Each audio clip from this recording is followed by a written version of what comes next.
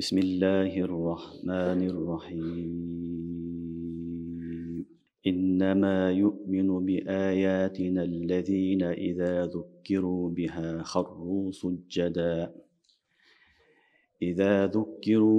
خروا سجدا وسبحوا بحمد ربهم وهم لا يستكبرون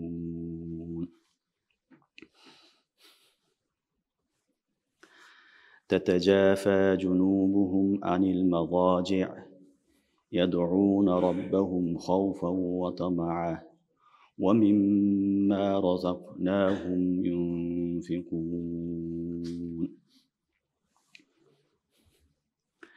فلا تعلم نفس ما أخفي لهم من قرة أعين جزاء بما كانوا يعملون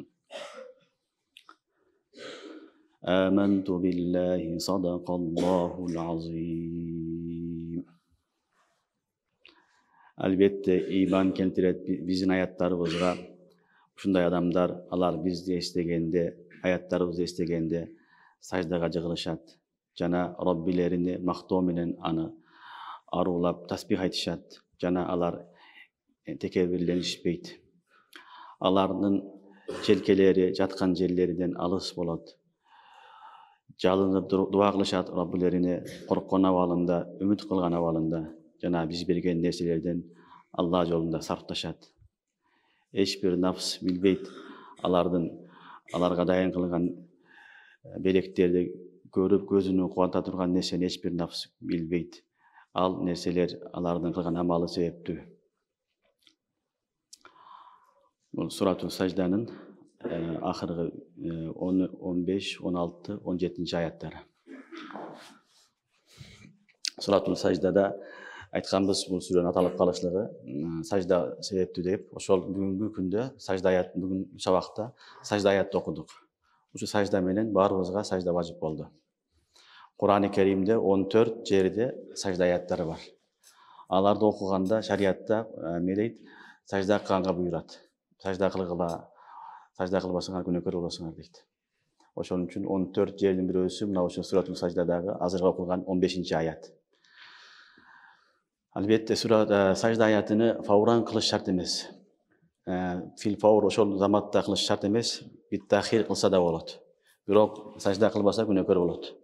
Mo'ynunda qarz bo'lib qoladi. Oşoning uchun ko'pchilik Qur'on o'qiganda qarilar o'shaga ko'p ma'ni bermaymiz, o'qib yuraveramiz, o'qib yuraveramiz, biroq sajda qilmaymiz. Günokor bo'lamiz. Sajda o'zincha bir ibodat. Oşoning uchun sajda qilganda Alloh subhanahu va taolo aytgan bo'lsa, darrov sajda qilish kerak. Namazda bo'lsa namaz, namazdan sirtqari bo'lsa namazdan sirtqari Alloh subhanahu va taolo sajda qilg'ila deganda darrov sajda qilganga harakat qilish kerak. Bu bizning baribizning tuzma-tuz milletimiz bo'lib hisoblanadi. Oşonluktan hazır ayatты okuduk. Oşol okugan mağadagın, uqqan silerge baribizga oturganlarga sajda vacip oldu. Birden sabaktan keyin sajda kılıp koyuyoruz. Bu baribizning milletimiz. Buga çeyingi sabakta Allah subhanahu wa ta'ala kıyamet gündegi kafirlardan avallarını aytkan وَلَوْ تَرَى إِذِ الْمُجْرِمُونَ نَاكِسُوا رُؤُوسِهِمْ عِنْدَ رَبِّهِمْ رَبَّنَا أَبْصَرْنَا وَسَمِعْنَا فَارْجِعْنَا نَعْمَلْ صَالِحًا إِنَّا مُوقِنُونَ degan ayatda okuganбыз. Andan keyingi ayatlar kıyamatdagi kafirlarning avalını okuganбыз. Alarning avali qanday bo'ladi? Alar dunyoga kelgisi keladi, yaxshi amallar qilgisi keladi. Biroq Alloh subhanahu va taolo qaytarmaydi. Hech kim qaytib kelmaydi. Mümkünçülük bir beriladi, qayra berilmaydi. Oşonu o'tgan sabaqda o'qigan edik. Endi bugungi sabaqda Alloh subhanahu va taolo o'zining do'stlarini, avliyalarini, yaxshi insonlarning sifatlarini aytib o'tadi. Allohning dinini, Allohning oyatlarini kim qabul qiladi, kim eslaydi desa, keyingi oyatlarda Alloh subhanahu va taolo o'zi bayondab aytadi. Bundan shunday odamlar g'ana bizning oyatlarimizni uqat, eshitadi, aga iymon keltiradi deydi. Bunda o'sha oyatda innama yu'minu bi ayatina allazina iza zukkiru biha kharru sujjada. Albatta iymon keltiradi bizning oyatlarimizga allazina iza zukkiru biha. Alarga bizning oyatlar esletilse, okup tilavat kılınsa, harru sujjada. Alar secdege jığılad. Alar tüzme-tüz secdege jığılad. Wasabbahu bihamdi rabbihim. Jana Rabbilerini tasbih menen maqtayt, tasbihde aytayt, Allah'ını maqtayt dagın, wa hum la yastakbirun. Alar kibir kılışpayt, alar kibirlenişpeyt degen ayat. Demek Allah Subhanahu wa Ta'ala'nın ayatları kelgende musulmanın şanı, musulmanın adatı daroo sajdaga jygılıш керек. Bul sajdadan murat ne dese ulamalar aytat, mına uşul Kur'an-ı Kerimdeki sajda ayatları deydi. Sajda ayatları Kur'an-ı Kerimdeki 14 ayat kelgen, oşu ayatları kelgende Bismillah dep sajdaga barış gerek. Çünkü sajdanın tertibi oşol tarat bolgan awalda kıblana karap turup sajda kılınat. Bilesiңер, mına uşul sajdanın tertibi. Sajda kılууга түзмө-түз ушул аят чакырып атат. Экинчи манасы уламалар айтат, бетте саждадан мурат намаз. Намаз.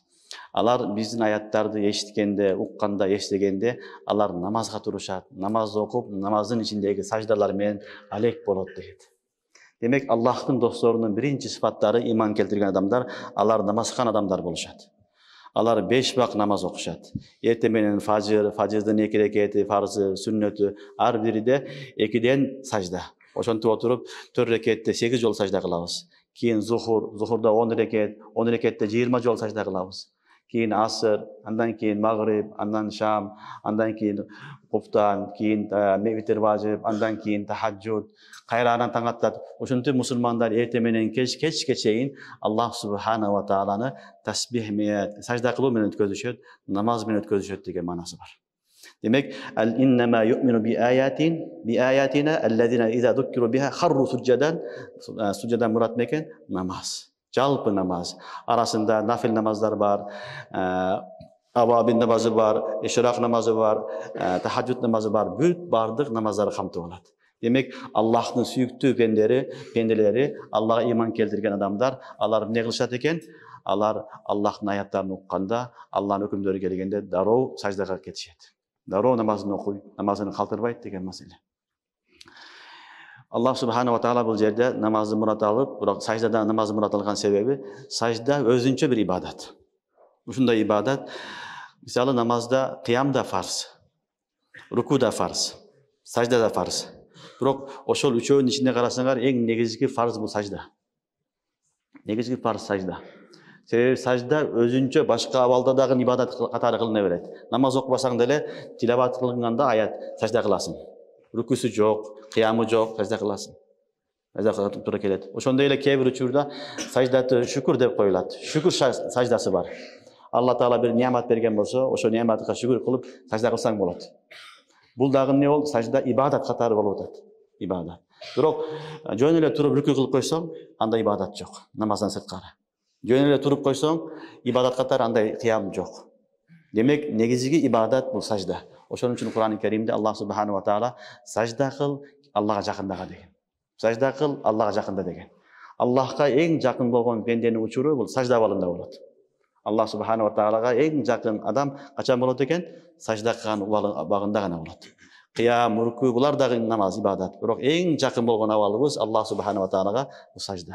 Oşonun üçün namazdın negizgi bölügü, en jakın kılıp turgan nesesi sajda. Anın sebebi biz en kımbat bağlı bolgon yüzübüzdü oşol jerge koyabız. Tamanın astına koyup, Hudaydın astına barıp men senin kulunmun, lebbeyk Rabbi lebbeyk. Men sana seni arulayman, maqtayman, senin hizmatına dayarman dep kulduğumuzu izhar kılabız.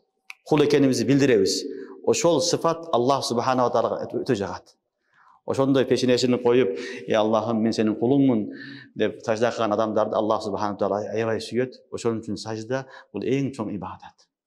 Peygamber sallallahu aleyhi ve sellem dagы namaz özgöçe namazda sajdada qurratu ayun gözümdün qaregi bolsa degen sözdü Peygamber sallallahu aleyhi ve sellem dagы hadislerinde aytıp ketken. Oşonuň üçün namazın içindeki sajdada şaşpay, bayagıday ta'dil arkan kılıp büt bar ordunda atkarış gerek. Ana mümkün boluşunca nafil namazlarında, tahajjud namazlarında uzun sajda kılış gerek. Peygamber sallallahu aleyhi ve sellem'den tünkü namazları, tahajjud namazlarında kıyamı kanday bolsa, rükûda oşonday bolgon, sajdada oşonday bolgon. Kıyamda kança tursa 10-15 minut, yarım saat, sajdası dagın yarım saat, rükûsü dagın yarım saat bolgon sallallahu aleyhi ve sellem. Sebebi kıyam özünçe bir ibadat, rükûda özünçe ibadat, sajda al özünçe bir ibadat. Oşonun üçün namaza kelgende şaşıp epti bile namaz okubastan sajda kılganda uşunda sajda kılış gerek. Adam balası ne kılış gerek? Sajda kılganı seziş gerek.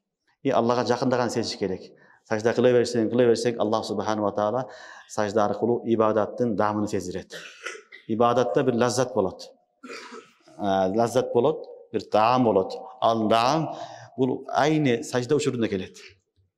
Çünkü kim sajda köp kılsa, ki namaz okuyuverse Allah subhanahu wa taala namazın lazzatını beret. Oşo namazın lazzatı köpünçe kayırda bolat. Sajda balında bolat. Oşonun için sajdаны şaşpastан özüңөрчө okuganda uzun sajda kılgan hareket kıla. Uzun kança kıyam kılsaňar, oşonça kıyamga jaraşa sajda kılgan hareket kılış gerek. Sebebi sajda bul özünçe bir çoň ibadat. Allah subhanahu wa taala jakkan eng çoň ibadat. Awliyalardan birisi aytat, men sajda kılgan awalımda Allah subhanahu wa taala'nın aslına barganımdı. Allah taala meni süýüp kabul kılgany sezem deydi. Maşayıhlar, awliyalar aytat, kadimki sajda kılganımda men Allah'ın aslında huzurunda Allah Taala'nın aslına barganımdı. Allah menin ibadatımdı kabul kılgany sezemin deydi. Oşoň üçin ibadattın magızı, ibadattın eng aham manilүү jeri bu sajda. Oşoň üçin Allah subhanahu wa taala "Wa kharru sujjada" degen ayat aytyp atat. Alar oşol namaz okugan учурунда же sajda kılgan учурларда алар эмне кылат? Tüp töz turup sajdaga ketişet. Sajdany unutpay taştabastan atkarat degen ayat. Demek namazın içindeki sajda, andan başka sajda bu çoğun ibadat. İnnemâ yu'minu bi ayatina. İnnemâ lil hasr bilesiňer. Hasr degen çektep koyup atat Allah Taala. Bir gana iman keltiret bizin ayatlarga degen söz. Kim alar? Birinci sıfatı. Ellezîne izâ zukkiru biha harru succada. Bu birinci sıfatı. Azır ayttık. Aların birinci sıfatı, alar namaz kılgan boluşat. Namazlarını taşlabayt, uzun namaz okuşat, sajdalarını bekem turuşat degen sıfatlarda Allah Taala aytıp atat. Andan keyingi ikinci sıfatı "Wasabbahu bihamdi rabbihim." Jana alar Allah'ın ayatlarına iman keltirgenler kim eken? "Wasabbahu bihamdi rabbihim." Rabbilerini maktoo menen tasbih, Rabbilerinde maktoo menen tasbih edişat deydi. Sabbaha yusabbihu tasbih, tahmid iki söz kelet. Kur'an-ı Kerim'de dağın, hadislerde dağın. Tasbih, tahmid. Tasbih degeni Allah subhanahu wa ta'ala'nı ayıptan, kemçilikten tazaloo degen söz. Bunu tanzih dep aytılınat. Tanzih dep aytılınat. Allah Ta'ala'nın hiçbir ayıbı yok, kemçiligi yok degen sözdü Kur'an hadiste tasbih dep aytılınat. Çünkü tahmid degen Allah'ını maktoo. Allah'ın özüge teşeli bolgon kanday zat bolsa oşondoy Allah'ını maktagandy tahmid dep aytılат. Oşon üçin Peygamber sallallahu aleyhi ve sellem Allahumma la nusni sana'an aleyk kema ente asnayta ala nefsik degen. Ya Allah, özüňdi kanday maktagan bolsaň, oşondoy seni biz maktay albaýbız degen. Men maktay albaým degen Peygamber sallallahu aleyhi ve sellem. Oşon üçin Allah Taala'ny maktoo, daňazaloo bul negen tahmid. Emi Allah subhanahu wa taala aytdy, bizdin ayatga iman keltirgenler kimler deyt? Birincisi sajda kılgan, namaz okuganlar, namazga bekem adamlar. İkincisi wasabbahu bihamdi rabbihim. Rabbilerini erte menen keç ar daim tiliden düşürböstön tasbih kılıp жүрgөндөр, Allah'ını maktap жүрgөндөр, hamda sana aytıp жүрgөндөр deydi. Çünkü tasbih neken? Birinci Allah Taala'nı ayıptan, kemçilikten taza deybiz. Andan keyin Allah'ını maktaybiz. Tertip uşunday. Sıfatü tanzihiyya, keyin sıfatü kemal. Çünkü birinci Allah Taala'nın kemçiligi yok deybiz. Lam yalid ve lam yulad ve lam yekun lehu kufuwan ahad. Hiçbir kemçiligi yok zat. Anan Allah subhanahu wa ta'ala'nı maktaganga to'g'ri kelet. Tertip uşunday. Kur'an-ı Kerim'de "Vasabbih bihamdi rabbik." Sabbih isma rabbikel a'la. Büt barında birinci tasbih anan tahmid. Demek biz Allah Taala'nı maktaybız. Oşol учурда maktoodan aldın. Allah Taala'nın kemçiligi yok, ayıbı yok, şerigi yok. Anın eştekege muhtaç emes de büt barının sıfatlarını aytıp ardından maktaganga to'g'ri kelet. Tertip uşunday. Oşon üçin Kur'an-da Kerim'de "Wasabbahu bihamdi rabbihim" degen.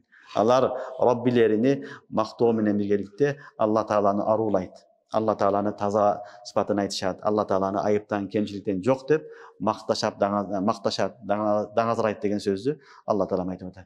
Demek Allah'ın süýüktүү pendeleri 5 bak namazını kaltırbayt. İkincisi alardın ozundan tasbih düşbeyt. Yürgönde durganda subhanallah, elhamdülillah, la ilahe illallah, Allahu ekber bir musulmanyň sıfaty. Yürgönde durganda ozundan ne? Subhanallah, elhamdülillah, la ilahe illallah, Allahu ekber. Başka istiğfar, dürüt, istikrar düşbeş gerek. Oşon üçin bul jakşı adamlar sıfatı bolat. Demek namazga bekem boluş gerek. Ekinci yürgönde durganda bolbogon söz menen alek bolboston, gıybat menen, uşak menen behuda wagt ötközböstön, wagtty emne getiriş gerek eken? Zikirge. Yürgönde durganda en köp zikir kılgan adam oşonçoluk Allah Taala'ga jakyn bolat. Намаз жақындатады. Екінші Аллаға жақындаушы жағын чоң бір нәрсе бар екен. Ал не? Ибадат, ал зикир. Зикир. Ал ерте менен кешке жүргөндө, турганда, жатканда окуруучу нелер, дуалар, тасбихтер, жана субханалла, алхамдулилла, Аллаху акбар, башка тасбихтер, ушуларды айтуу менен биз күндөн күнгө ар саат сайын айткан сайын Аллага жакындай беребиз. Адам баласы мусулман күнүнө Аллага жакындайт. Ошон үчүн хадисте пайгамбарыбыз саллаллаху алейхи ва саллям айтат, бир мусулмандын эки күнү кечеги менен бүгүнкү күнү бирдей болуп калса, ал өспөй калды деген пайгамбарыбыз. Мусулман өсүп туруш керек. Аллах менен анын ортосундагы масафа өтө улук. Ал даража чексиз. Ошо эң алдыңкы даражага жетишим керек деген мусулмандын аракети болуш керек. Анын ошого жарашка эмеси болуш керек, ниети болуш керек. Мына ушул себептер ушул аркылуу болот. Биринчиси намаз, 5 вакыт намазды жамаат менен, мечитте такбир ула менен, калтырбай окуу жана саждаларды ордунда аткаруу менен. Экинчиси жүргөндө, турганда ар дайым Аллах тааланы мактоо менен. Зикир, тахмид, тасбих, тахлил. Демек, жакшы адамдардын экинчи сыпаты васаббаху бихамди раббихим. Алар Раббилерине тасбих айтышат, Аллага жана Алланы макташат деди. Үчүнчү сыпаты вахум ла ястакбирун. Алар кибирленишпейт, текебирленишпейт деген аят. Эки сыпатты элдин баары түшүнөбүз, бул жакшы адамдардын сыпаты деп. Намаз окуганды, тасбих айтканды, зикир кылганды баардыгы абид, бул жакшы адам деп түшүнөт. Бирок кибир дагы ошого тиешеси бар экенин көпчүлүгүбүз билбейбиз. Бирок Кур'ан-ы Каримде Алла Таала айтып атат, үчүнчү сыпаты, жакшы адамдардын сыпаты вахум ла ястакбирун. Вахум ла ястакбирун. Алар кибирленишпейт деген сөз. Истакбара деген эме дегени? Истакбара истиалдан билесиңер, кибирди талап кылуу. Түшүнүктүбү? Кибир дегени адам өзүнү чоң сезүү. Башкалардан өзгөчөмүн, мен башкачамын деп өзүнү өзгөчө сезгенде кибир деп айтылат. Истикбар деген кибир талап кылуу деген сөз. Элдер мени урматтасын, сыйласын, мени уксун, элдин алдында мен өзгөчө болоюн деген нерсени шариятыбызда кибир деп айтылат. Истикбар деп айтылат, текеббир деп айтылат ушуну. Алар эч качан текебирленишпейт деген сөздөн билинди. Мусулмандын жакшы адамдардын сыпаты эмне экен? Алар текебирленбейт. Истикбарды түшүнүңөрбү? Кур'ан-ы Каримде Алла Таала шайтанга айтат го. Аба вастакбара ва кана минал кабирин. Аба баш тартты, вастакбара өзүнү эмне кылды? Адамдан жогору сезди деген сөз. Айтты го, халактани мин нар ва халактаху мин тин. Бунун фалсафасын көрдүңөрбү? Халактаху мин тин, халактани мин нар деп атат. Мен отмун, ал топурак болуп атат. От эч качан топуракка ийилбейт деди. Демек, аба вастакбара өзүнү жогору койду кимден? Адам затынан. Ошон үчүн Алла Таала ва кана минал кафирин деди. Алланын рахматынан куулду. Кибир ушундай нерсе, кибирлүү адам Алланын рахматынан куулат. Кибирлүү адамга ар дайым Алланын лаанаты жагып турат. Ал өзүнү кыйын сезет, жогору сезет, бирок акыйкатта Алланын каргышы калат. Алланын лаанаты, каргышы жааган адам болуп калат. Ошон үчүн жакшы адамдар сыпатын Алла Таала намаз, зикир айткандан кийин вахум ла ястакбирун деди. Эгерде сенде ушул сыпаттар болсо, сен анда Аллахтын жакын досусуң, жакшы имандуу адамсың. Эгерде кибир болсо, Алла сактасын, эң жаман адамсың.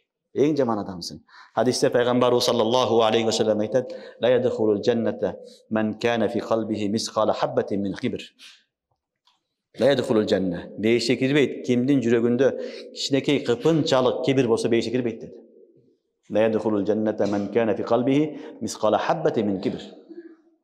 Ошондо сахабалар айтышты, бирөөсү айтты: "Я Расулаллах, qala ar-rajul yuhibbu yakuna thawbahu hasan wa na'luhu hasan." Бирөө айтты, бир адамдын кийими жакшы болгонду каалайт, бут кийими жакшы болгонду каалайт дегенде пайгамбарыбыз айтты: "Инналлаха jamilun yuhibbul jamal." Алла Таалам чырайлуу жакшы нерсени жакшы көрөт. Ал-кибр батарул хак ва гамтун нас. Кибир эмне дегенде пайгамбарыбыз айтты: "Батарул хак" деди. Хакты инкар кылуу, акыйкатты тана албоо. Жана гамтун нас адамдарды өзүнөн пас көрүү, өзүнөн төмөн көрүү. Мына ушул кибир дейт пайгамбарыбыз саллаллаху алейхи ва саллям. Демек, бир адам кийими, жашаган жери, машинеси, башкасы жакшы болсо келсе, ошону каалады, Алла берген неамат деп колдонсо, бул кибир эмес. Кибир деген батарул хак. Акыйкатты айтсаң, аны инкар кылат. Акыйкатты айтсаң, кабыл кылбайт. Кибирлеген себепти кабыл кылбайт. Жана гамтун нас, адамдарды өзүнөн не кылат? Пас көрөт. Адамдарды өзүнөн пас көрөт, өзүн жогору сезет. Жогору сезет, мен кыйынмын, мен күчтүүмүн, мен билимдүүмүн, ила ахирихи көптөгөн себептери бар. Ошо себептүү адамдарды менсинбейт, адамдардын өзүнө теңебейт, адамдардан өзүн жогору көргөн адам бул дагы жакшы адам эмес деди. Кур'ан-ы Керимде жакшы адамдар эмес деген айтып атат. Демек, Аллахтын достору намаз окуй эле койбостон, зикир кылып эле койбостон, аларда кибир деген оору да болбойт. Мутакаббир болбойт. Эгер мутакаббир болсо, ал намаз окуйбу, башка кылабы, ла ядхулул жанна. Бейишке кирбейт. Бейишке кирсе дагы жазасын алгандан кийин анан чыгат. Себеби бул кибир сыфат бир гана Аллага таандык. Алладан башка эч ким андай кыла албайт. Валахул кибрия лахул кибрия фис самавати вал арз. Аят окусаңар. Лахул кибрия фис самавати вал арз. Кур'анда Аллах Таала айтат. Кибрия, кибирлик Аллага таандык. Асман, жерде Алладан башка андай зат жок. Бир гана Аллах субхана ва таала. Калган биз кандай жашашыбыз керек? Жалпы эл кандай болуш керек? Кур'ан-ы Керимде Аллах Таала айтат: "Куну ибадаллахи ихвана. Иннамал муъминуна ихва." Барыбыз бир тууганбыз. Барыбыз бир тууганбыз. Ак, кара, жашыл, көк, бай, кедей, сулуу, куник, башка эч бир айырмасы жок. Билимдүү, жахыл айырмасы жок. Бул дүйнөдө жашоодун тартиби барыбыз бир адамдын балдарыбыз. Бир атанын, бир эненин балдарыбыз. Айырма жок. Ушул сыфат менен жашаган адам бул Аллахтын досу болот.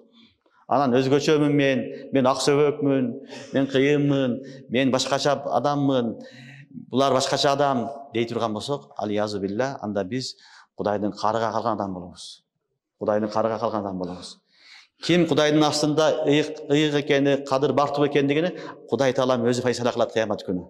Иннама акрамакум индаллах аткакум. Алла файсала кылат. Бул дүйнөдө файсала чечим чыгарылбайт.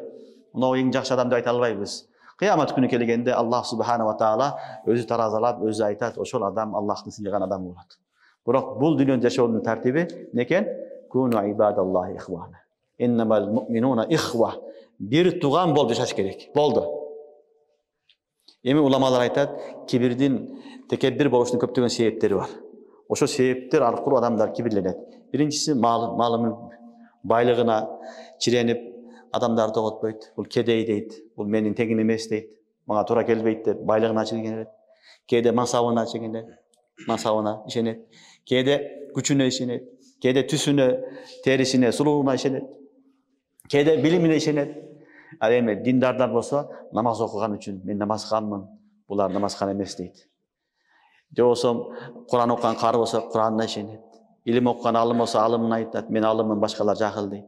Бирөө дават кылып, даватына ишенет, мен дават кылып атам, булар жоксолуп кетип атат дейт.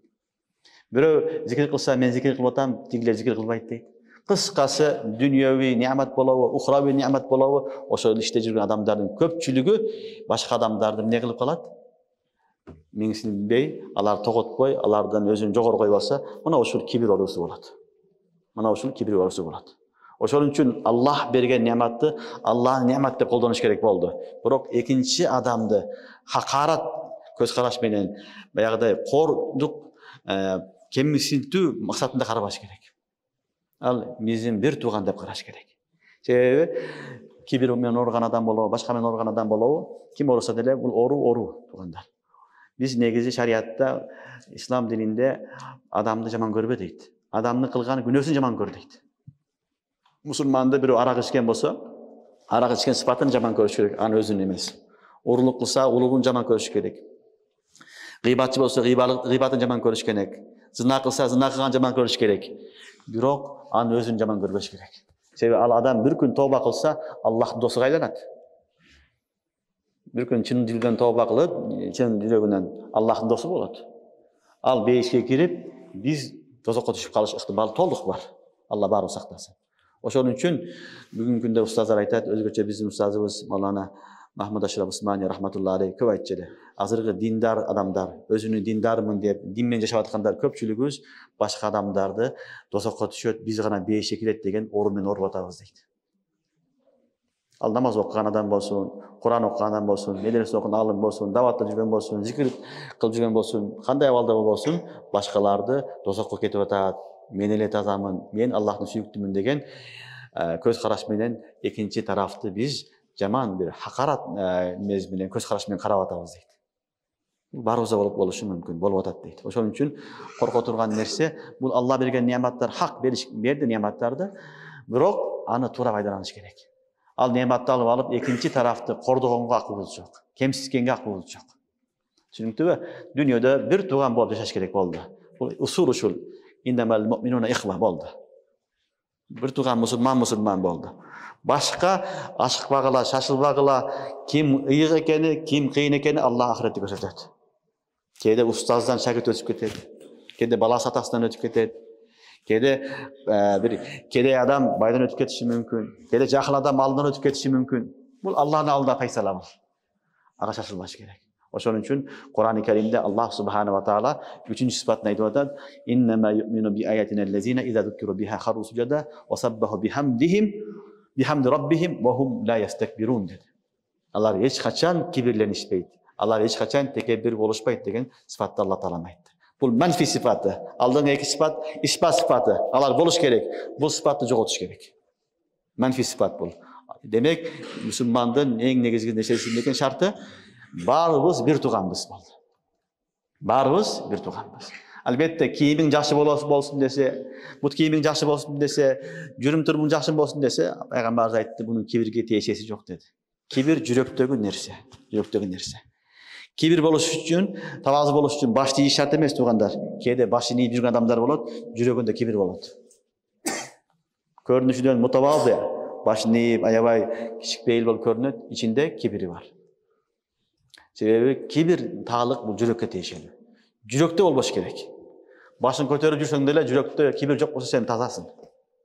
Башыңды ийип жүрөсүң, бирок жүрөгүң оору. Кибир менен өзүңдү өзгөчө сезип алгансың баарынан. Мен баш ийип жүрөм, мен кыйынмын, аулиямын, башкалар күнөөкөр деп ичиңде башын ийип алып ичиңде ошондой жаман ойлор менен жүрсөң, сен несин? Мутакаббирсиң. Ошон үчүн бул адамдын сырткы келбетине каралбайт, негизи жүрөккө каралып жүрүн нерсе. Бул кибир оорусу, бул жүрөктүн оорусу. Аллах таала мени дагы баарыбызды сактасын, баар мусулман сактасын. Бул эң жакшы жолу бир тууганбыз деген эмени алыш керек, аятты алыш керек. Биз бир тууганбыз деген сөздү келтирсек, иншалла, ушул оорудан бизди Аллах таала бизди сакайтат. Бул оору менен оорубайбыз иншалла. Түшүнүктүбү? Андан кийин мутавазы деген сыпат бар. Хадисте пайгамбарыбыз саллаллаху алейхи ва саллям айтат: "Ман тавада лилла рафаахуллах." Ким Аллах үчүн мутавазы болсо, кичикпейил болуп, өзүнү төмөн кармаса, рафаахуллах, Аллах анын кадырын бийик кылат дейт. Бул кибирди адам не үчүн пайдаланат? Адамдардын астында үстөмдүк кылайын, адамдар баары мени уксун, мени кааласын, мени оюм, мени фикирим, мен деген оору болот. Бирок кибир менен ал максатка жете албайсың. Күчүң менен, кибириң менен, аброюң менен ал максатка жете албайсың. Ал максатка жетүүнүн жолу эмне экен? Тавазу. Ман тавада лилла рафаахуллах. Ким Аллах үчүн баш ийсе, Аллах субхана ва таала анын кадырын көтөрө берет. Ал кадыр бартуу боло берет элдин астында, ахиретте дагы, дүйнөдө дагы. Ошон үчүн кибир менен биз максатка жете албайбыз. Кибир жаман оору, Аллах таала баарын сактасын. Биз максатка жетебиз эмне менен? Тавазу менен. Тавазу деген эмне дегени? Тавазу дегени адамдардан өзүнү төмөн коюу эмес. Бул жакшы нерсе, тавазу адамдардан да өзүн төмөн койсоң жакшы нерсе. Бирок аны кыла албасаң жок дегенде адамдар менен мен бирдеймин деш керек болду. Анын да эки көзү бар, анын да мурду бар, кулагы бар, анын дагы оозу бар, тили бар, мага ошонгон эле адам. Алакпы, карабы, мусулманбы, кафирби, жахылбы, алымбы айырмасы жок. Ошол сыпат келсе, ушул адам мутавазы адам. Мен өзгөчөмүн деген сыпат келип калса болду. Кудай сактасын. Ушул жерден эми бизге сыноо келет. Ушул жерден эми шайтандын жолуна түшөбүз. Аба вастакбара ва кана минал кафирин деп атат. Ошондуктан негизги нерсе бүгүнкү күндө бардыгы оорулардын келип чыгуусу кибирден келип атат. Келишпестиктер, фитналар, ынтымактын жоктугу, бүт бардыгы баары кыйын. Баары кыйын. Мен кыйын дегенден ушулардын баары келет. Ал эми элдин бардыгы эле мен татыктуу эмесмин, мен жарабаймын, жараксызмын, баланчы болсун дей берсе, анда эмне болот? Дүйнө бейишке айланат. Дүйнө бейишке айланат. Мисалы, мешитке имам десең деле, имамдык кылганга деле эки имам келип талашат, 3 адам келип талашат, мен кыйынмын. Бардығы кибирдин маселеси болот. Жок, ушул адам татыктуу экен, мен жарабаймын, ушул адам өтсүн десе болду. Алам гүлүстан болот. Дүйнө бейишке айланат. Ошон үчүн кибир ушундай оору эмне кылат? Барыбызды харакат кылат. Алла сактасын. Хадисте пайгамбарыбыз саллаллаху алейхи ва саллям: "Ла ядхулул жанна ман кана фи қалбихи мисқала хаббатин мин мисқала зарратин мин кибр." Заррачалык кибири бар адам дозокко түшөт, бейишке кирбейт деген. Алла барыбызды сактасын. Акала ар-раджул юхиббу якун ахадуна якуна саубаху хасан ва нa'lahu хасан. Расулуллах саллаллаху алейхи ва саллям: "Инна Аллаха джамилун юхиббул джамал. Ал-кибр батарул хак, гамтун нас." Хакыйкатты кабыл кылбайсың, айса да кабыл кылбайсың. Жок, меники болуш керек, меники туура деп. Туурабы? Бул жаман сыфат. Кибирдин белгиси. Экинчиси гамтун нас, адамдарды өзүнөн төмөн көрөт. Өзүнү асманга чыгарып алган, өзүнүн фериште сезип алган, анан бирөөлөр жаман көрөт. Демек, Аллах берген неаматтар адамды кибирге алып барышы мүмкүн экен. Ал берген неаматтар дүйнөви неаматтар болушу мүмкүн, ухрави неаматтар болушу мүмкүн. Экөөтөн кибирге алышы бериши мүмкүн. Бирок уламалар айтат, эң коркунучтуу нерсе дүйнөви неаматтарга кибирлеген адамдарга тауфик болот дейт. Тобага. Мен туура эмес кылдым, өзүмдү өтө эле бийик сезип алыпмын деп өзүнүн күнөөкөр сезет дейт. Бирок диндар адамдар антип сезбейт дейт. Диндар адамдарды коркунучтуу нерсе, ал ошол оору менен ооруса дагы өзүнү мен туурамын дейт. Мен намазханмын, ал жахыл дейт. Мен алыммын, ал жахыл дейт. Мен дайымын, ал даватчы эмес дейт. Мен намаз окуп атам, ал күнөө кылып атат деп эч качан өзүнө бербейт. Өзүнүн күнөө сезбейт дейт. Ошон үчүн бул нерсе кибир оору эгерде диндарларда болсо, анда өтө кыйын оору, бул коркунучтуу оору дейт. Алла таала өзү тазалабаса кыйын нерсе. Ошон үчүн демек намаз окуп коюп эле кутулбайбыз туугандар. Тасбих менен кутулбайбыз. Намаз, тасбих менен чогуу не кылыш керек экен? Кибирден таза болуш керек. Кибирден таза болуштун дагы бир жолу уламалар айтат, биз 5 бак намаз окуйбуз. 5 бак намазда ар дайым ар бир кымыл аракетте Аллаху акбар, Аллаху акбар, Аллаху акбар, Аллаху акбар. Турсаң да, жатсаң да, эңкейсең да, кайра турсаң саждада, бүт барында Аллаху акбар, Аллаху акбар, Аллаху акбар деген сөз өзү. Ошо кибирдин дарысы ушул. Алла улук, Алла улук, Алла улук. Алладан башка чоң жок, эч бир чоң жок деген сөздөрү алып келе берсек, мен эч ким эмесмин деген түшүнүп келет. Ошон үчүн кибирдин жоготуудун дагы бир жолу ар дайым намазга турганда Аллаху акбар деген сөзгө маани бериш керек. Мен Кудайдын кулумун, мен эчтеке ыктыярым жок, мен эчтеке эмесмин. Негизги кибирия, улуктук кимге таандык? Аллага таандык деген сыфатты эле ойлосок, ушу сыфат, ушу намаз бизди иншалла кибирден сактайт. Ушу нерсе Алла субханаху таала иншалла намазыбызды кабыл кылса, ошо намазда болот, кибир оорусунан да сактайт. Ошон үчүн уламалар айтат, ар дайым намаз окуганда Аллаху акбар дегенде өзүмдү кул экенимди бил. Мен эчтекем жок. Бүт кибирия, валахул кибрия фис-самавати вал арз. Бардык бийиктик Аллага таандык. Алладан башка улуу, бийик зат жок деген сыфатты эстеп намаз окусак, иншалла Алла субханаху таала жүрөгүбүздөн кибир оорусун чыгарат дагы. Мен болгону Кудайдын кулумун, башка адамдар сыяктуу бир инсанмын деген түшүнүк келет. Мен өзгөчө инсанмын десең эле бүттүк. Алла сактасын. Бүттү эми. Шайтанга жем болобуз. Шайтанга жем болобуз. Мен өзгөчө эмесмин, мен жөнөкөй адаммын деген сыфат келе берсе, күнүгө өсө беребиз. Күнүнө өсө беребиз. Алланын астына жакындап тараккый кыла беребиз. Мына ушуну Алла субханаху таала Кур'ан-ы Керимде айтып атат: "Ва хум ла ястакбирун." Аллахтын иман келтире аткан сыфаттарын айтып атат. Аллах иман келтире тургандар, алар ар дайым намаздарга бекем болушат, саждада бекем болушат, жана Аллахны эрте менен кеч жүргөндө турганда ар дайым тасбих, тахмид менен макташат. Ва хум ла ястакбирун. Үчүнчү сыфаты эмне экен? Алар текербирленишпейт.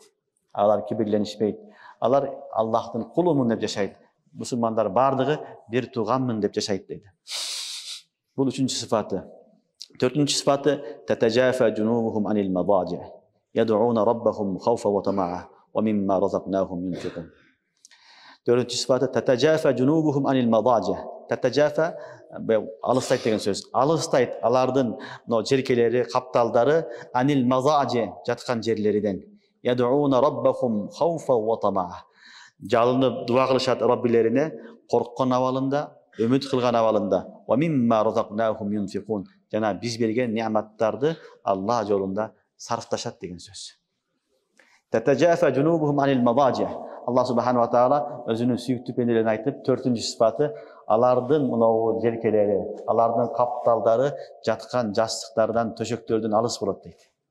Бул деген сөз алар уктабайт, уктаса да аз уктайт деген сөз. Алар уктаса дагы аз уктайт. Татажафа жунубухум анил мадажи. Демек, жатқан төшөктөрүндө уктай бербестен алар эмне аз укташат деген сөздү айтып атат. Tatacafâ cunubuhum anil madâci degende ulamalar, mufassirinler her türlü tafsirlegen. Birinci kavul ulamalar aytat. Bul degen söz alar ertemenen keç tündögü namazlarga beken boluşat. Oşol vaqtlarda töşөгүндө uktap yata berbeyt deydi. Misalı tünkü namaz Maghrib'den başlalat. Şam namazı, Kuptan namazı, Fajr namazı. 3 namaz karаңgı tündө okulatkan namazlar.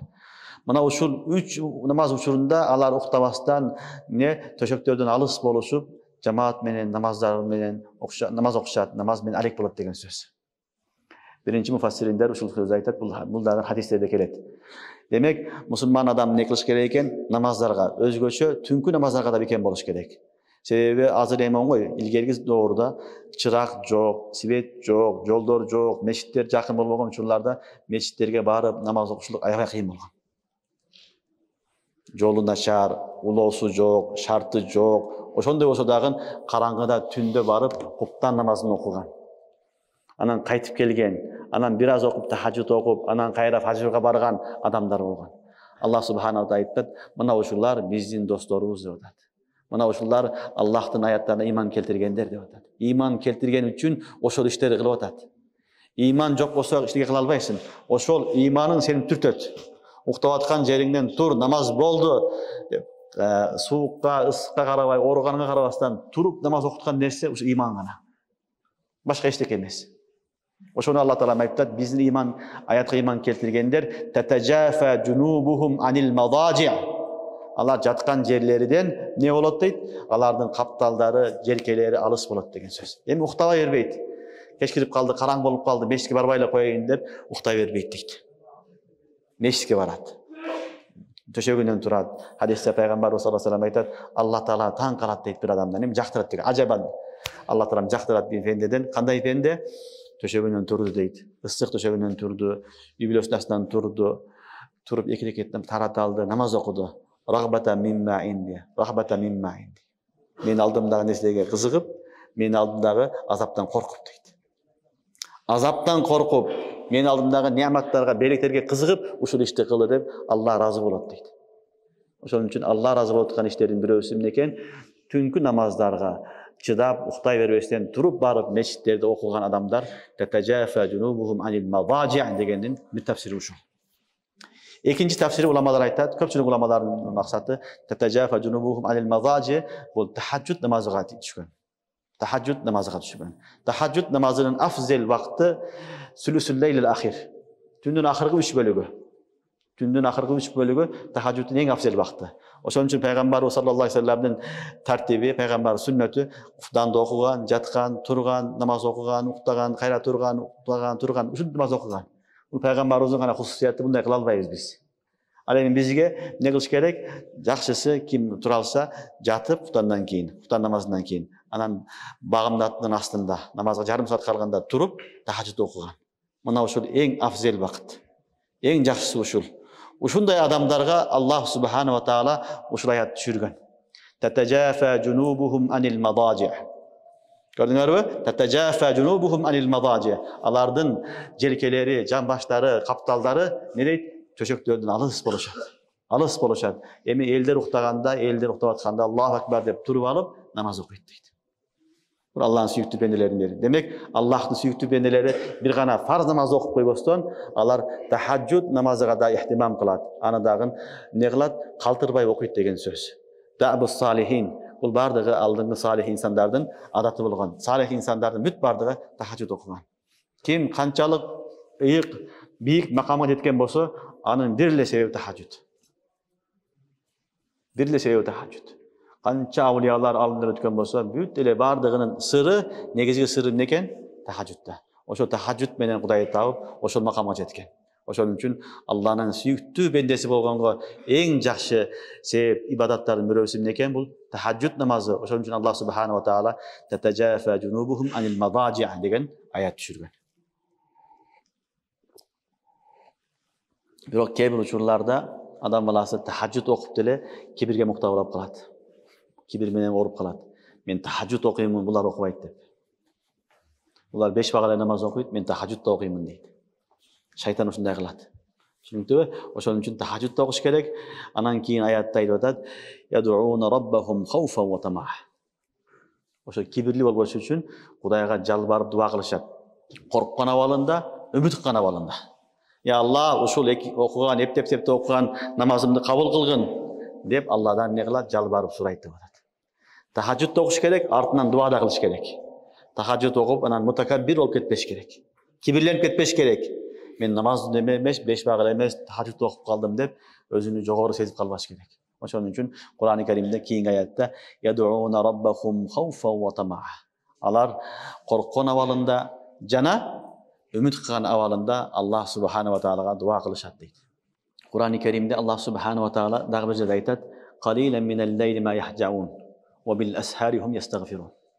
Қалилан минал лейли ма яхжаун. Аллахтын достору түнү аз уктайт дейт. Аз уктайт, ибадат менен алек болот. Ва бил асхари хум ястагфирун.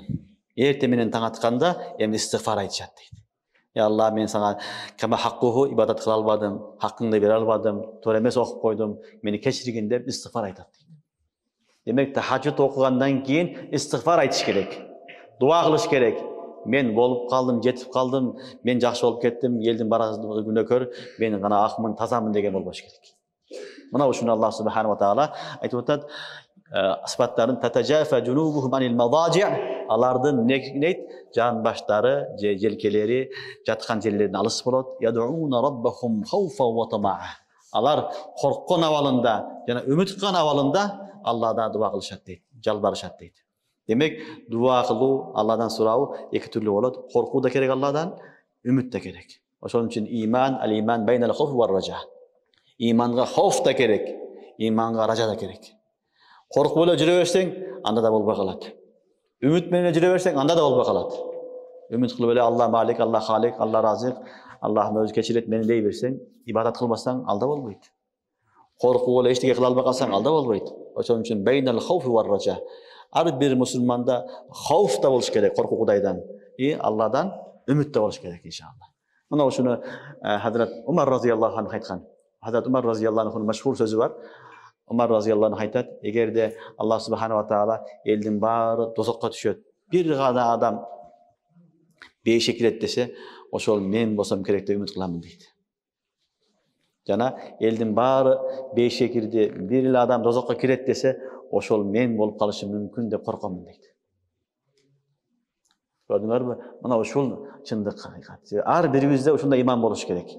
Ушундай коркуу да болуш керек, ушундай үмүт да болуш керек. Бир адам дозокко кирет экен десе, ошол мен болуп калышы мүмкүн деген коркуу болуш керек. Бир адам бейишке кирет экен десе, ошол мен болушу мүмкүн деген үмүт да болуш керек. Ошон үчүн Аллах субханаху ва тааладан үмүттү да үзбөш керек.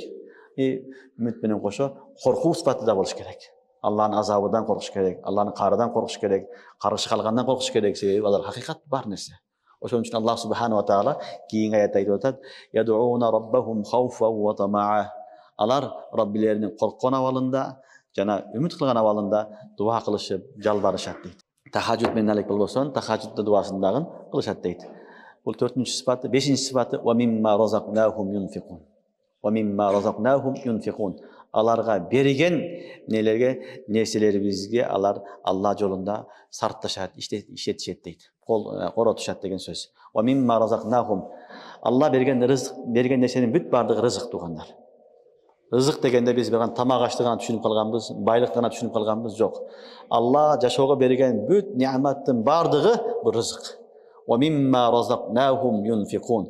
Биз берген рызыкларды Алла жолунда сарпташат деген аят. Түшүнүңөрбү? Демек, Аллахтын достору намаз окуп эле жүрө бербейт. Алар берешен да болушат. Алланын досу болом десең берешен бол. Берешен болбосоң Алланын досу боло албайсың. Бахил адам, баягындай Сараң адам Аллаға да жақпайды, елге де жақпайды. Аллаға жағымды болуш үшін ең негізгі сипат не болуш керек? Берешен болуш керек. Әлбетте, берешен болуш үшін бай болуш шарт емес. Бай болуш шарт емес. Байлар ғана берешендік қылады, анан қалғанымыз алыш керек деген сөз болбош керек. Ким қанчалық бере алады, мүмкіншілігіне жараша бере бериш керек. Мысалы, bir адам 100 сом ақчасы бар, 1 сом бере алады да, 1 сом бере берсин. Хадисте «Валау бишиққи тамр» құрманын жарым болса да алып келгиле деген. Жарым болса да алып келген сахабалар, ошону Алла жолунда бирөө жеп койсун деп. Ошон үчүн шартына жараша, бирөө миллион миллиард берип атат, ал өзүнүн шартына жараша берип атат. Сен өзүнүн шартына, ошон үчүн берешен болуш үчүн бай болуш шарт эмес. Өзүңдүн шартыңа жараша Алла жолунда бере бериш керек. Аллахтын достору, алар тахажжуд окуп, намаз окуп, мешитте жүрө бербейт. Алар Алла жолунда берешендик да кылышат. Алла жолунда берешендик да кылышат. Берешендик биринчи үй бүлөдөн башталат. Өзүнүн үй бүлөсүнө, кол астына, туугандарына, анан жакындарына, анан айылдаштарына ушинтип кете берет. Ушинтип кете берет. Демек, Аллахтын сүйүктүү бенделери Аллахка да ибадат кылат, Аллага жагынганга аракет кылат, жана хукукул ибад Аллахтын бенделерине дагы карайт. Аларга да маани берет, аларга да убакыт берет, аларга дагы Алла берген неаматтардан берет. Неамат мисалы акча болсо акчалай жардам берет, кийим болсо кийимде жардам берет, күч кубаттуу болсо күч кубаты менен жардам берет, ашар болуп атат, бирөөнүн үйүнө барып жардам берип атасың. Ва мимма разакнахум юнфикун булда. Күч кубатың бар, бечара алар карып калган адамдар. Сен барып не кылдың? Каттуу иштерин кылып бердиң, суун ташып бердиң, ылай кылып бердиң, кирпич коюп бердиң, көмүр түшүрүп бердиң. Ва мимма разакнахум юнфикун. Жана Алла Таалам сага жок дегенде илим берген. Бул да ыйман. Куран берген, ушуну дагы элге таркатуу, бул дагы ва мимма разакнахум юнфикун. Алла берген рызкыны, Алла берген неаматты таркатуу, бул дагы не берешендик. Ошон үчүн жөн эле жүргөн болбойт. Жок дегенде мешитке имам бол, жок дегенде дават кыл, сабак бер, бирөөдү окут. Берген неаматыңды махлукка жеткиз. Берген неаматыңды махлукка жеткиз. Ошон үчүн биздин имам Абу Ханифа рахматуллахи алейхи айтат. Имам Абу Ханифа рахматуллахи алейхидин бир жакшы сөзү бар. Ким Алла үчүн ихлас кылып илим үйрөнгөн болсо, Алла субхана ва таала 3 нерсе берет деген. Биринчиси илимине береке берет деген. Экинчиси терең илим берет деген. Үчүнчүсү элдерге илимин пайдалуу кылат деген. Алла үчүн ливажхилла илим алган адамга Абу Ханифа рахматуллахи алейхи биринчи деген экен, ага Алла субхана ва таала илимине береке берет деген. Береке берип, азыр илим алса дагы көпчүлүк адамдарга таркатып калат. Экинчиси терең түшүнүк берет. Тафаккух фид-дин. Ман юридиллаху бихи хайран юфаккиху фид-дин. Эң чоң макам бул. Ага илимди, диндин терең түшүнүк насип кылат дейт. Үчүнчүсү Аллах субхана ва таала анын илимин эмне кылат? Элге пайдалуу кылып коет. Элдер анан илиминен пайдаланат дейт. Ал эми ким Алла үчүн илим албаса эмне болот десе, 3 нерседен макрур калат деген. Алла үчүн илим алмаса, ал адам 3 нерседен макрур калат деген. Биринчи, илимиде береке болбойт деген. Экинчиси, терең түшүнүк насип кылбайт деген. Шариатты терең түшүнө албайт деген. Үчүнчүсү, илимиден элге, журтка, махлуктарга пайда тийбейт деген. Алла өз сактасын. Демек, ливажхилла, Алла үчүн илим алган болсо, Алла субхана ва таала ал адамдарды эмне кылат деген? Өзүнүн динине кабыл кылат. Терең динин түшүндүрөт. Динди терең түшүндүрөт. Илимини берекелүү кылат. Кыска мөөнөттө көптөгөн иштери кылат балдар. Көптөгөн дүйнөдө алымдар өткөн, жашы 40-тын тегерегинде өткөн. 40-тын тегерегинде. Бирок 1000 деген, 100 000 деген маселени чечип кеткен. Том китептер жазып кеткен. Жаштарын эсептесең 40-тын тегерегинде өткөн адамдар өткөн. Ал биз азыр 40-ка чейин бир китеп окуп жазган жокпуз, эчтеке кыла алган жокпуз. Кыла албай атабыз. Себеби Аллах субхана ва таала алардын ихласынын берекети менен береке берген вактына кыска мөөнөттө эл кылбаган, 100 адам кылбаган, алым кылбаган ишти бир эле адам кылып койгон алар. Ошон үчүн лилла, Алла үчүн илим алган болсо, ливажхилла, Аллах субхана ва таала илимине береке берет, жана не кылат экен? Терең түшүнүк берет. Экинчиси, үчүнчүсү пайдалуу илим кылат. Элге анын илимини пайдалуу кылат дейт. Эгер Алла үчүн албаган болсо, Аллах субхана ва таала ал адамдан 3 нерсени алып коет деген. Терең илим насип кылбайт, илимиде береке болбойт, жана махлукка, адам затына, мусулмандарга анын пайдасы тийбейт деген. Ошон үчүн ва мимма разакнахум юнфикун дегенде илим да кирип кетет. Allah sana ilim nimetini bergen bolsa, al ilim nimetini elge ber. Talabalarda okut, elge sabak ber, uyga düşündür. Bu senin milletin. Demek Allah'ın жақсы dostları al berişen bolot. Allah bergen zahiri, batini nimetlerin bardığını Allah yolunda işletecek. Zahiri, batini nimetin bardığını Allah yolunda işletkenге hareket kılat. Demek Allah'ın dostlarının bir sıfatı al berişen bolot. Berişen emes adam Allah'ın dostu bola almaydı. Kur'an-ı Kerim'de Allah Subhanahu ve Teala "Tetecafa cunubuhum anil madaci yed'un rabbahum khawfan ve tama'a ve mimma razaqnahum yunfikun" degan ayette ne kıldı? 5. sıfatını aytты. Alar köp uktay berbeyt, turup tahajjud okuşat. Jana tahajjud okup kibirli bolup kalbaş üçün, mutakabbir bolup kalbaş üçün dua menen Allah'a jalbarıp, ilaçıp, dua kılıp suraşat. Andan sırtqары biz bergen nimetlerdi Allah'ın yolunda ne kılışat? Sarptaydı. Ana Allah yolunda işleşet deydi. Emi alarga qanday jaza beriledi? Alardı qanday belekler kütüp durat? Keyingi ayatda Allah Subhanahu ve Teala aytып атат: "Fala ta'lamu nafsum ma ukhfiya lahum min qurrati a'yun jazaan bima kanu ya'malun." Fala ta'lamu nafsum ma ukhfiya lahum. Hiçbir adam balası, hiçbir nafs bilbeyt alarga dayarlangan jazаны. Emi alarga berilүүчү, alar körüp közleri kuwanatırgan belekti hiçbir adam bilbeyt deydi. Cezaan bima kanu ya'malun. Alar kılgan amallarının bu nesi? Cezası, belegi deydi Allah Subhanahu wa Taala. Emi uşul sıfatları menen жақсы insanlarda Allah Taala aytat, men bularga uşunday belekleri dayadap koyganmын, аны hiç kim körgön emes deydi. Hiç kim uqqan da emes, hiç kim bilbeyt, hiç kimden oyuna da kelgen emes deydi. Kur'an-ı Kerim'de öz aytып атат, "Fala ta'lamu nafsun ma ukhfiya lahum." Alarga bekitilip koyulgan meni belekti. Qurrata a'yun, alar közleri menen körüp, közleri kuwanatırgan belekti hiç kim körgön emes. Biz alarga berdik аны ne üçün? Jazaan bima kanu ya'malun. Gördüңөрбү? Alar kılgan amaldары себептүү dedi. Demek жақсы adamды Allah Taala жақсы сый менен сыйлайт. Жаман adamды Allah Taala жазага тартат. Allah Taala баары жақсы кылсын, жақсы insanlara kılsın. Demek Allah Subhanahu ve Taala ne kılat eken? Birinci Allah'a iman keltirip 5 vakt namazı taşlagan emes adamlarga, ertemenen keç tasbih aytkanlarga, jana kibirlenmegen adamlarga, tündörü tahajjud okuganlarga, ilap dua kılganlarga, jana Allah yolunda sarftaganlarga Allah Taala hiç kim bagan, bilbegen, körbegen ne jazalardı, nimetlerdi, belekleri berебиз deydi. Qurrata a'yun degan söz var balдар. Qurrata a'yun degeni özü bayagı sözden çıkan, qarra yaqurrudan çıkan bul. Qarra yaqirru degan söz bir neseni qarap turup kalganda aytılат. Qurrata a'yun degeni közüň birdekeni qarap turup katıp kalganda aytılат. Түшүнүктүүбү?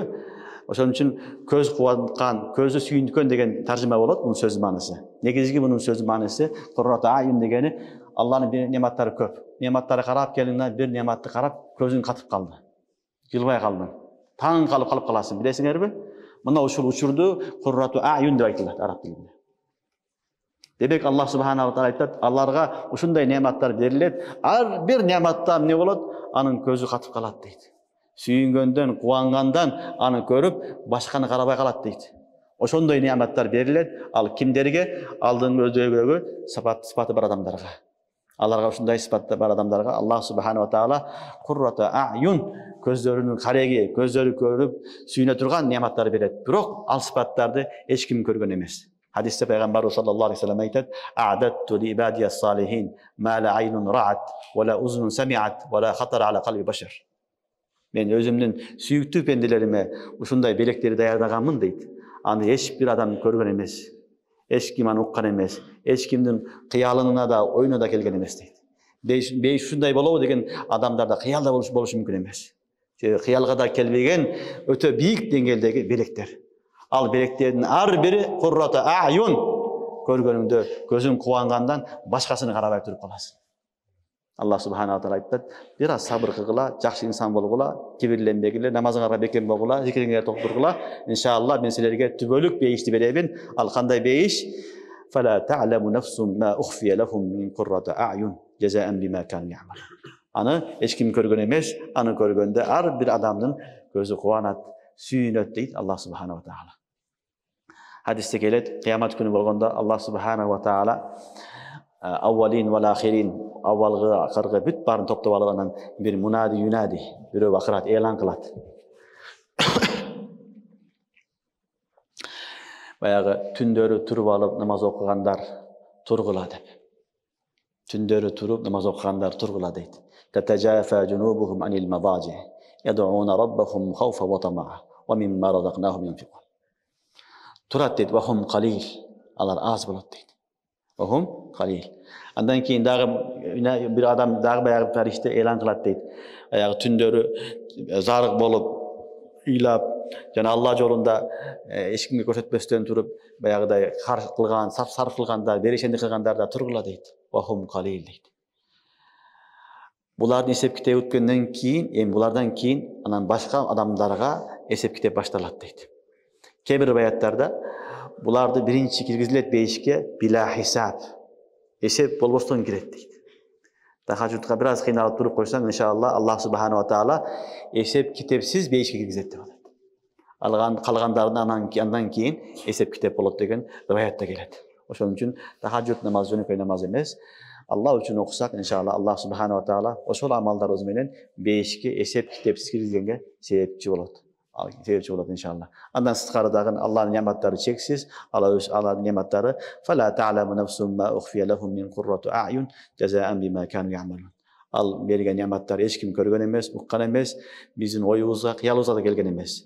Демек, Алла Тааладан сурашыбыз керек. Алла Таала өзүң ыраазы бол, өзүң бизге жакшы амалдарга товфик бер.